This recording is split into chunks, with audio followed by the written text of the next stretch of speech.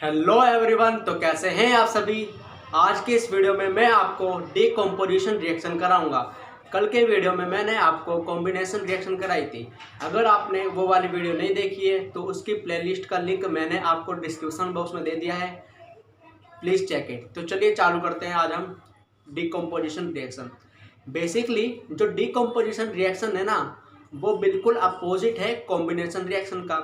Combination reaction में हमने पढ़ा था कि जब भी दो या दो से अधिक रिएक्टेंट आपस में कंबाइन होते हैं तो वो एक सिंगल प्रोडक्ट की फॉर्मेशन करते हैं, ठीक है।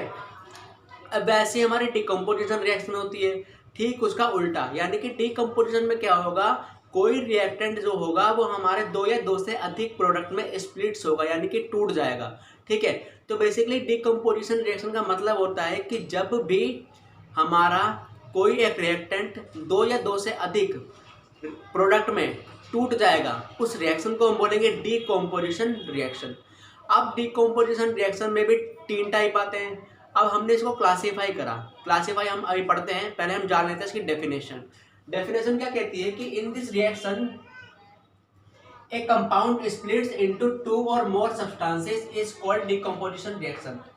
यानी कि जिस भी रिएक्शन में कोई रिएक्टेंट दो या दो से अधिक प्रोडक्ट में टूट जाएगा, स्प्लिट हो जाएगा, उस रिएक्शन को हम बोलेंगे डीकम्पोजिशन रिएक्शन, ठीक है। अब जैसे कि मैंने इसका जनरल फॉर्मूला लिख रखा है, जैसे कि मान लो हमारे पास कोई रिएक्टेंट है ए। अब ये जो ए रिएक्टेंट है वो टूट गया किसमें, बी और सी में। तो यानी कि यहाँ पे क्या हो गया, डिकम्पोज हो गया, यानी कि एक से दो बन गए, ठीक है। तो ऐसी रिएक्शन को हम क्या बोलेंगे, डीकम्पोजिशन रिएक्शन। तो डीकम्पोजिशन रिएक्शन जो होती है वो बेसिकली अपोजिट होती है कॉम्बिनेशन रिएक्शन का, ठीक है। अब हम बात करते हैं कि हमने डीकम्पोजिशन रिएक्शन को क्लासीफाई करा, यानी कि उसके भी हमने टाइप बांटे, ठीक है। अब जो इसका पहला टाइप आता है वो आता है थर्मल डीकम्पोजिशन, ठीक है। अब बेसिकली इस टाइप में है क्या, टाइप को हमने ऐसे क्लासीफाई करा कि अगर हम किसी भी रिएक्शन में हीट दे रहे हैं, उसमें टेम्परेचर इंक्रीज कर रहे हैं, या उसमें सनलाइट दे रहे हैं, या उसमें इलेक्ट्रिक करंट पास कर रहे हैं, तो उस रिएक्शन पे क्या क्या इफेक्ट होता है, वो उसके आधार पर हमने इसको क्लासीफाई करा डीकम्पोजिशन रिएक्शन को। सबसे पहला क्लासिफिकेशन आया हमारे पास थर्मल डीकम्पोजिशन। थर्मल डीकम्पोजिशन में क्या होता है, अगर हम किसी भी रिएक्शन में हीट को इन्वॉल्व कर लें, यानी कि कोई भी रिएक्शन जो है वो हीट के द्वारा हो रही है, हीट की प्रेजेंस में हो रही है, उस रिएक्शन को हम बोलते हैं थर्मल डीकम्पोजिशन। थर्मल माने होता है हीट, यानी कि हीट की प्रेजेंस में किसी भी रिएक्टेंट का टूटना, उसे हम बोलेंगे थर्मल डीकम्पोजिशन। जैसे कि एग्जांपल देखते हैं हम इसका, यहाँ पे दे रखा है CaCO3 यानी कि कैल्शियम कार्बोनेट।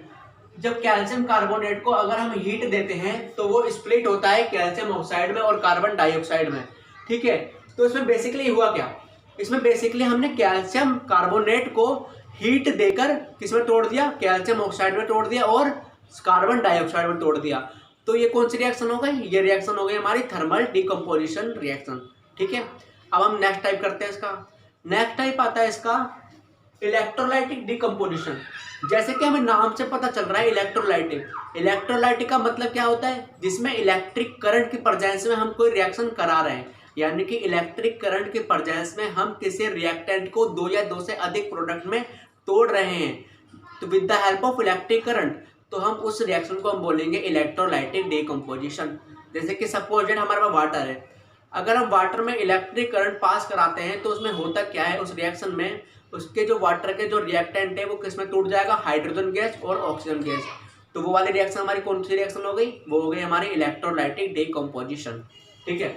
जैसे कि हमारे यहाँ पे H2 है, H2O में हमने इलेक्ट्रिक करंट पास कर दिया, तो इलेक्ट्रिक करंट के पास होने पर हमें क्या मिला, हाइड्रोजन गैस मिली और O2 गैस मिली। यहाँ पर जो H2 था, वाटर था, वो किसमें टूट गया, हाइड्रोजन में टूट गया और ऑक्सीजन में टूट गया। तो इस रिएक्शन को हम बोलेंगे कौन सी रिएक्शन, इसको हम बोलेंगे इलेक्ट्रोलाइटिक डीकम्पोजिशन रिएक्शन।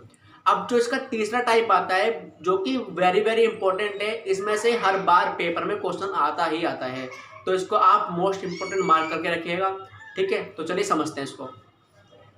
अभी इसका नाम है फोटोलाइसिस डीकम्पोजिशन। फोटोलाइसिस डीकम्पोजिशन का मतलब क्या होता है कि अगर हमारी कोई भी डीकम्पोजिशन यानी कि किसी भी रिएक्टेंट जो है वो टूट रहा है प्रोडक्ट में, with the help of sunlight, सूर्य के प्रकाश के प्रेजेंस में, उसे हम बोलते हैं फोटोलाइसिस डिकम्पोजिशन। यानी कि when the reaction is carried, when the decomposition is carried out by sunlight is called a photolysis decomposition. इसका एग्जांपल आता है सिल्वर क्लोराइड AgCl। जैसे AgCl को हम धूप में रखते हैं चाइना डिश के ऊपर, यहाँ पे में NCERT में एक्सपेरिमेंट भी दिया गया है, इसको आप देख सकते हैं। अब जो इसमें क्या होता है, जो एल्गो AgCl होता है यानी कि सिल्वर क्लोराइड होता है, उसको जब हम सनलाइट के प्रेजेंस में रखते हैं तो उसमें होता क्या है, Ag और Cl अलग अलग हो जाता है, यानी कि टूट जाता है। जैसे कि ये रहा AgCl क्या होता था, अलग अलग हो जाता है, ठीक है। तो इस रिएक्शन को हम बोलते हैं कौन सी रिएक्शन, फोटोलाइसिस डिकम्पोजिशन, ठीक है। इसमें हुआ क्या, बेसिकली जो हमारा सिल्वर है, सिल्वर क्लोराइड जो है वो किस में ब्रेक हो गया, Ag में ब्रेक हो गया और Cl2 में ब्रेक हो गया, ठीक है। अब ये जो वाली रिएक्शन आती है, ये वाली, अब ये रिएक्शन जो होती है वो ब्लैक एंड वाइट फोटोग्राफी में यूज़ की जाती है। तो इसको आप याद रखेंगे कि जो हमारी सिल्वर क्लोराइड की रिएक्शन होती है, सिल्वर ब्रोमाइड की रिएक्शन होती है AgBr वाली, वो भी आपके NCERT में गिवन है, ठीक है। वो भी मैं लिख देता हूँ आपके लिए, जैसे कि 2AgBr हो गया, ये किस में टूट जाएगा, Ag प्लस Br2, ठीक है, ठीक है। तो ये जो रिएक्शन आई ना, ये फोटोलाइसिस डिकम्पोजिशन रिएक्शन, पेपर में क्वेश्चन आता है कि जो फोटोलाइसिस डिकम्पोजिशन रिएक्शन होती है उसका यूज़ हम किस में करते हैं, तो इसका यूज़ हम ब्लैक एंड वाइट फोटोग्राफी में करते हैं, तभी इसका नाम क्या पड़ गया, फोटोलाइसिस डिकम्पोजिशन। आपने देखा होगा जो पहले नेगेटिव बनते थे फोटो के, तो उसमें इसका यूज़ किया जाता था, ठीक है। तो ये थी हमारी टोटली डिकम्पोजिशन रिएक्शन। ये रिएक्शन जो है वो एग्जाम पॉइंट ऑफ व्यू से वेरी वेरी इंपॉर्टेंट है, ठीक है। तो आप इसको अच्छे से पढ़िएगा। अगर आपको और आपने हमारी पिछली वाली वीडियो नहीं देखी है तो मैंने उसका लिंक आपको डिस्क्रिप्शन बॉक्स में दे दिया है, प्लीज़ चेक इट। अब हम अगली वाली वीडियो लाएंगे डिस्प्लेसमेंट रिएक्शन के बारे में, ठीक है।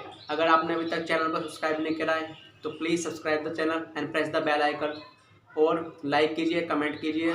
Thanks for watching.